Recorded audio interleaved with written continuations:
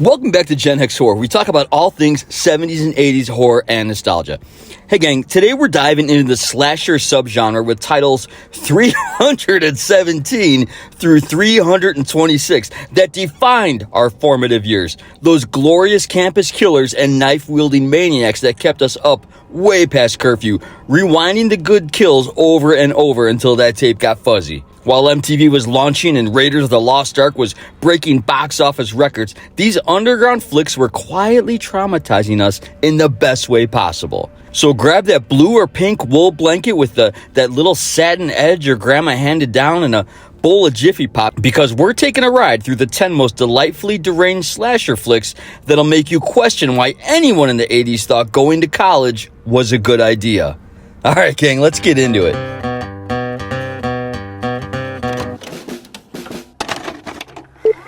Sometimes I feel like a motherless child. Look, not the best singing voice, I'm going to say that. But either way, Tim Allen, eat your heart out. It's 1978's The Toolbox Murders. Remember when your parents told you not to talk to strangers and you thought they were being paranoid? Yeah, this movie is why they didn't sleep at night. The Toolbox Murders follows a religious fanatic who decides the best way to cleanse his LA apartment complex of immoral women is with, you guessed it, it's the contents of his garage workshop, leading to one of the most notorious and unflinching opening sequences in pre-slasher history. Seriously, the nail gun scene probably sold more deadbolts than any home security company in 1978. This was shot on a tiny budget of around $200,000, and director Dennis Donnelly created something that felt less like a horror movie and more like stumbling onto something you definitely weren't supposed to see, which is exactly why we kept the tape hidden under our bed. Kelly Nichols got the role of Dee Ann after the first two actresses backed out because they didn't want to do total nudity. She had no problem being nude on screen because she had spent years as a nude model. In a 2002 interview, Kelly said she loved being included in the movie poster, especially since the artwork made her boobs look much bigger than they actually are. I can call her Kelly and not Miss Nichols because I've seen her boobs. Before Halloween standardized the slasher formula, this raw, grimy exploitation flick was showing us that the real monsters weren't wearing masks. They were your seemingly normal neighbor with a fully stocked and dangerously twisted moral compass. Although, to be honest, he totally had a ski mask on as well, and that's a dead giveaway.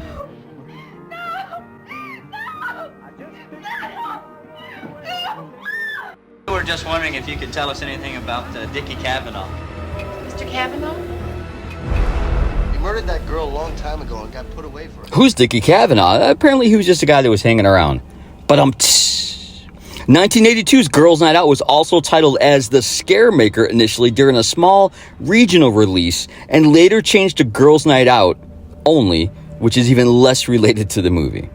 You wouldn't guess a premise like this could get produced, but it was so awesome that it was. It's a college scavenger hunt and a killer dressed in a bear mascot costume. Roll film.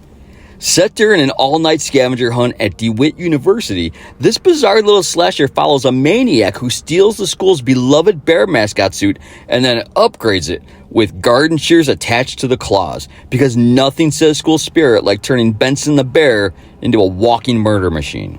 Director Robert Dubel stretches his concept across a surprisingly well-lit campus where the kills are actually pretty creative despite the ridiculously goofy costume. And the whole thing plays like if someone made a slasher movie specifically designed to be shown during a student union's bad movie night. What's fascinating is how, honestly, between you and me, this movie almost works. There's legitimate mystery about who's wearing the costume, some decent tension during the hunt sequences, and a reveal that ties into the classic revenge for a past wronged motive that defined the era. But every time you start taking it seriously, remember the killer is dressed as a cuddly bear mascot with murder mittens. And suddenly, you're back to laughing at the sheer audacity of it all. None of the girls featured on the posters, video cassettes, or marketing created for Girls' Night Out ever actually appear in the movie. And that's a shame, because not only were they hot, this film had zero nudity and a few too many scenes of guys in tidy whities.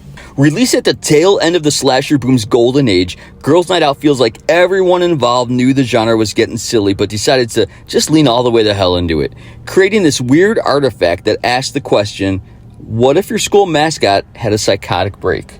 Boom. Answered. At Lanier College, they have the finest security. No fraternity hazing. Shh. What's that? And a killer. Now I wonder if that is that right from the brochure, or was that word of mouth about the college? Either way, if you ever wondered what a slasher movie would look like with basically zero backstory, zero motive, and zero explanation for literally anything that happens on screen, congratulations. 1981's Final Exam is your jam. It was totally mine. This Lanier College set massacre follows a group of students, including the Virginia Courtney, who's basically preparing for a final in Serial Killer Survival 101, as a random killer just sort of shows up and starts eliminating the student body with the enthusiasm of someone who really hated their own college experience. Director Jimmy Houston reportedly had about 6 weeks, $370,000 and a dream, which apparently didn't include spending money on a mask or a backstory in the script, or even showing us the killer's face until the end. And honestly, after that buildup, it's just some dude. Like, there's no burns or deformity or even a feathery haircut. Just aggressive mediocrity with a knife. The actors would leave the set as soon as their characters got killed, and that tracks because much of the film's crew were friends and students of Houston. What makes this one special in the overstuffed 1981 slasher craze is how it feels like everyone involved just decided to make it up as they went along. There's a fake massacre prank which is wildly tone deaf today and really out of place even then. A weirdly aggressive frat boy obsessed with a serial killer from 2 years ago, and extended sequences of people just hanging out and talking about absolutely nothing related to the plot. It's like someone watched a load of horror movies, forgot to take notes on anything and what made them work, but still somehow accidentally created this beautifully bizarre time capsule of early 80s campus life where death is less important than whether you're going to pass your exams, which honestly, it's pretty relatable when you think about it.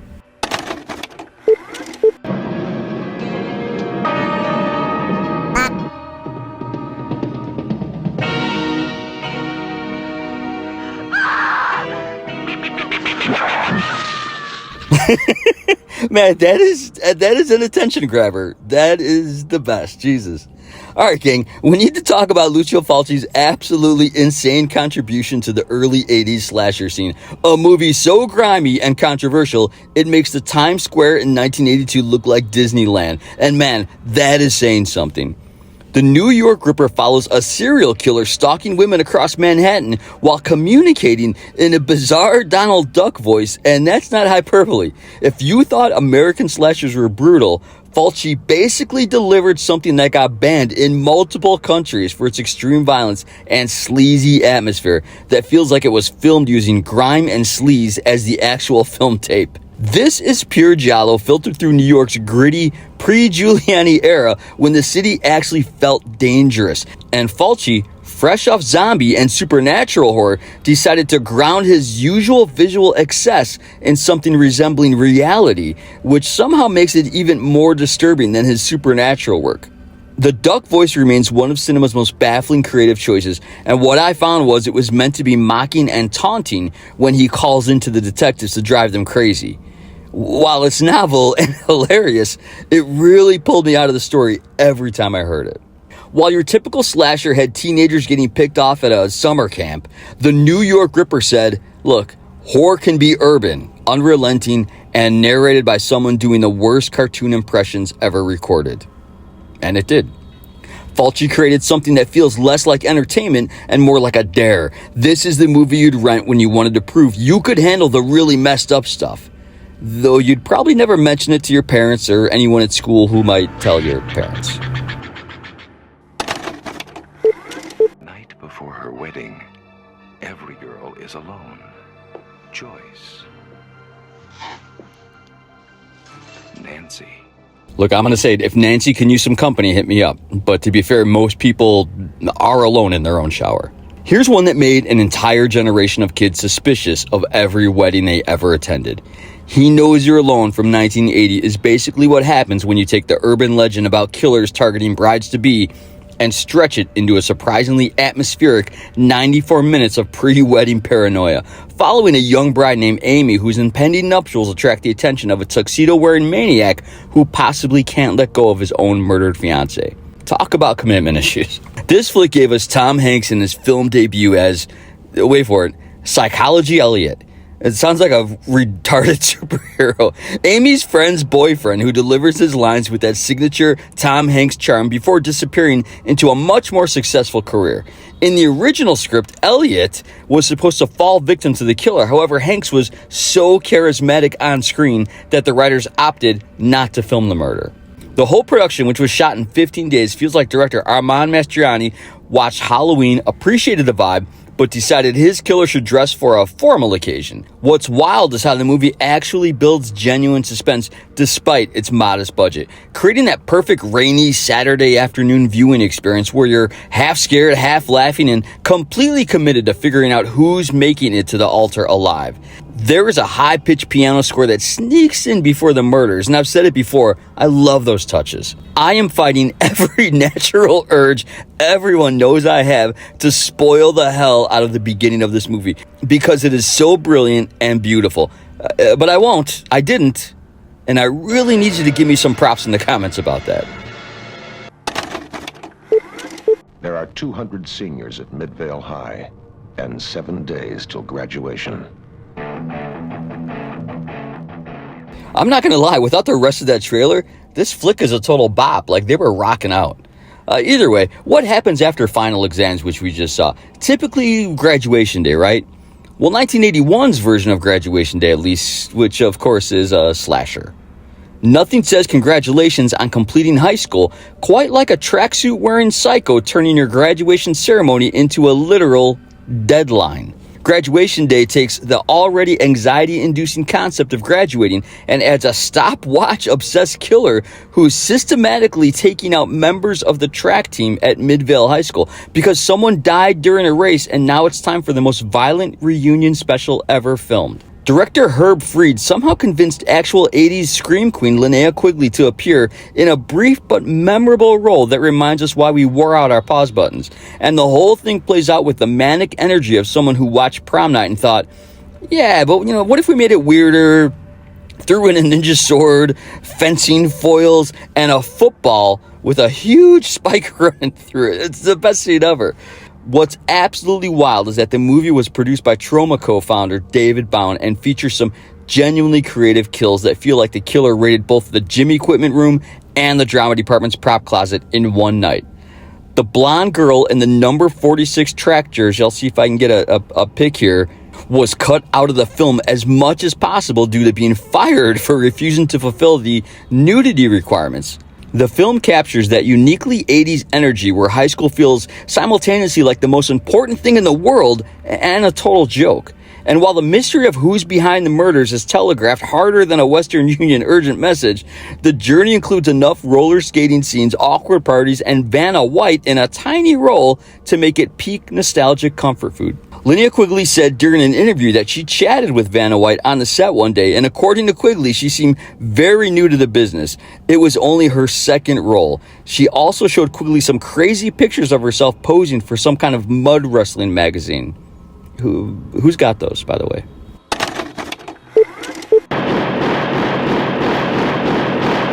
Humongous. Because here on Dog Island, something evil has been growing for 30 years. That initial beginning feels like a Japanese anime opening. This is like a 1950s creature feature or something. Either way, picture this. It's 1982. You're browsing the horror section. You see this amazing poster of a gigantic shadowy figure with glowing eyes promising you a creature feature for the ages. And then you watch Humongous and realize the monster is basically just a real angry, deformed guy who lives on an island and doesn't appreciate teenagers showing up uninvited. And honestly, that's fair, right? When a group of friends gets stranded on Dog Island after their boat conveniently breaks down, they discover the place is home to the now adult result of a violent assault from decades earlier. And he's basically been living feral in the woods, like if Jason Voorhees and Sloth from the Goonies had a baby raised by dogs. Because it's Dog Island. Prom night director Paul Lynch was inspired to make this film after he heard a kid use the word Humongous, and he creates some genuinely creepy atmosphere with a fog-drenched island setting, and the whole production feels like a Canadian tax shelter kind of film that actually had some ambition beyond just cashing in on that slasher craze of the 80s. There's real tragedy buried in this story about isolation and the cycle of violence if you dig deep enough. IMDb will take you there. A few seconds of sex and gore were cut from the opening scene in the US theatrical release to avoid an X rating. The uncut version, however, is available on home media. Janet Julian used a body double for the scene where her bikini is pulled down and the guy grabs her butt cheeks on the boat. And at what point do we let both things slide without objecting loudly? While these 2 points are upsetting, the problem is we barely see the creature because the lighting is darker than a power outage at a funeral home, leading to that classic VHS experience where you're pressing your face against the TV screen or turning the contrast and brightness knobs to see if you can dial in the action. Which, while old school, was far more real time than entering a convoluted on-screen menu covering the scene altogether, and I digress. What makes Humongous memorable despite its creature feature blue balls is that ending. Our monster is literally calling out for his dead mother, and suddenly you're feeling emotions you definitely didn't expect from a movie you rented purely because the box art looked cool. Reminding us that sometimes the real monsters are the traumatic circumstances we created along the way. Dun dun dun.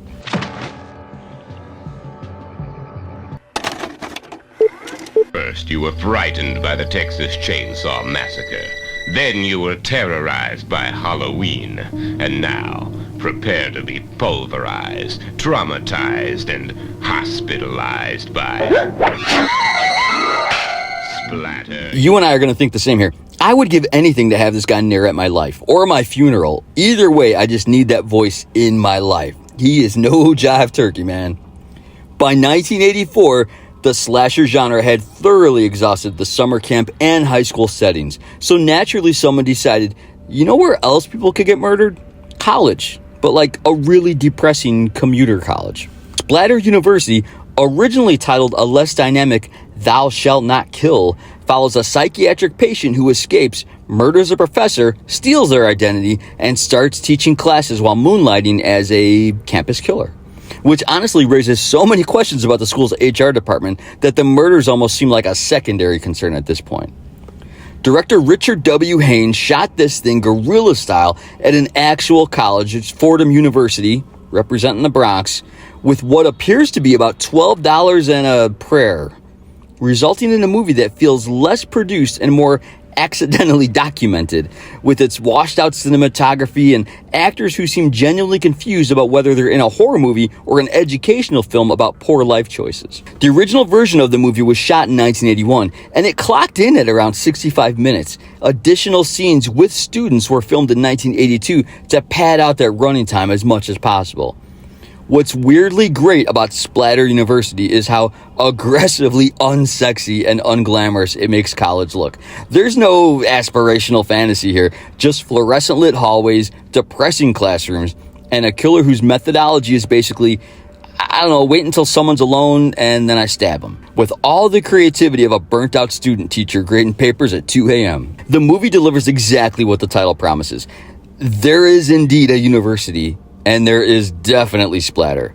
But it's wrapped in this beautifully bleak early A's aesthetic that makes you wonder if maybe the killer is just putting these students out of their misery from having to attend what looks like the most soul-crushing educational institution ever filmed. It's the kind of movie that makes you appreciate that your own college experience only involved crippling debt and existential crisis, not a homicidal maniac with questionable teaching credentials. Back to the dorm. Okay, see you later. Splatter University.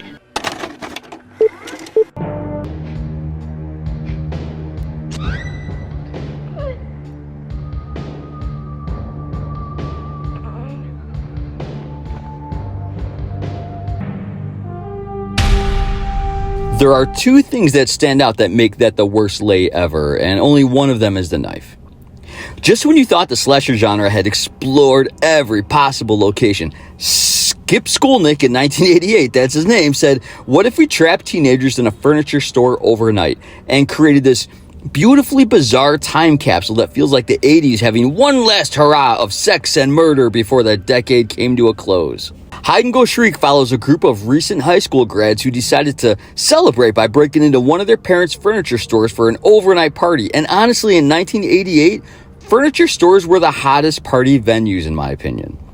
Only to discover that someone or something is already there. And this uninvited guest is way more interested in homicide than home furnishings. That makes me laugh.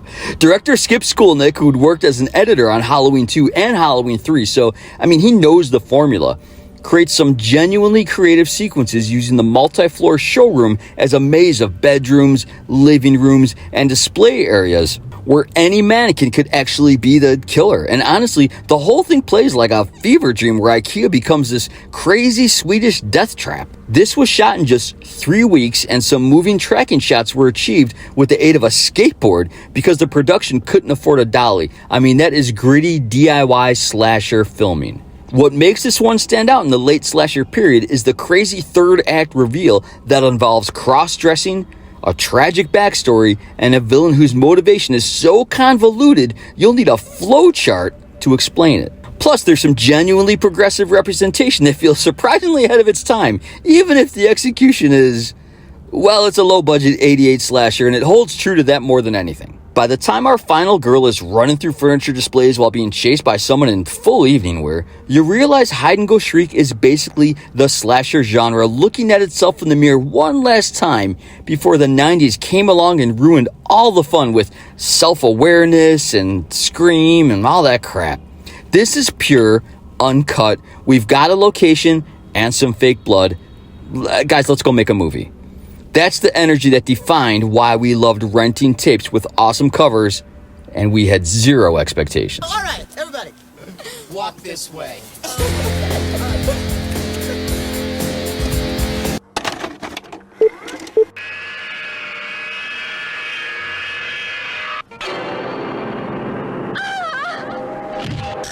Your kiss is cold and icy. If the beginning of that trailer is confusing, congrats, you are 100% normal. More or less. We're closing this list with Jess Franco's contribution to the slasher craze. And boy, oh boy, did the Spanish exploitation legend decide to throw every single mosaic at the wall to see what would stick. Also known in some markets as the Saw of Death, which isn't subtle at all. It's 1981's Bloody Moon, which follows a disfigured man named Miguel who murdered a woman while wearing a Mickey Mouse mask at a party. And already we're in peak Franco territory. And after his release from a psychiatric institution, he returns to his sister's Spanish language school, where young women are being murdered in increasingly creative and bloody ways that may or may not involve our scarred protagonists.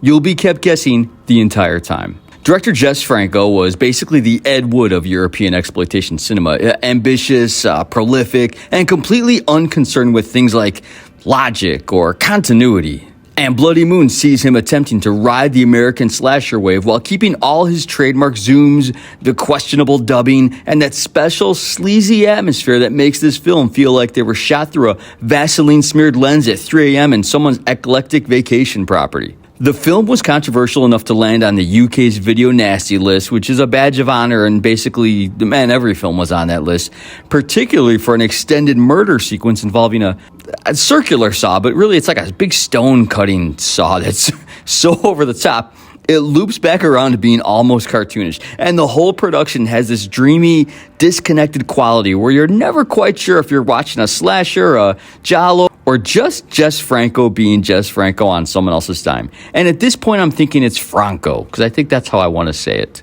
Just Franco. What makes Bloody Moon the perfect addition to our list is how it represents the slasher genre going international and getting weird with it. This is what happened when European exploitation directors saw Friday the 13th and thought, man, I could do that, but you know what? I'm going to have more gratuitous sunbathing, confusing family dynamics, and we've seen a load of those, and a mystery that's somehow both obvious and impossible to follow, creating this beautifully messy film that feels like the VHS era distilled into 90 minutes of beautifully dubbed chaos. How can you just look at me like that and laugh at me?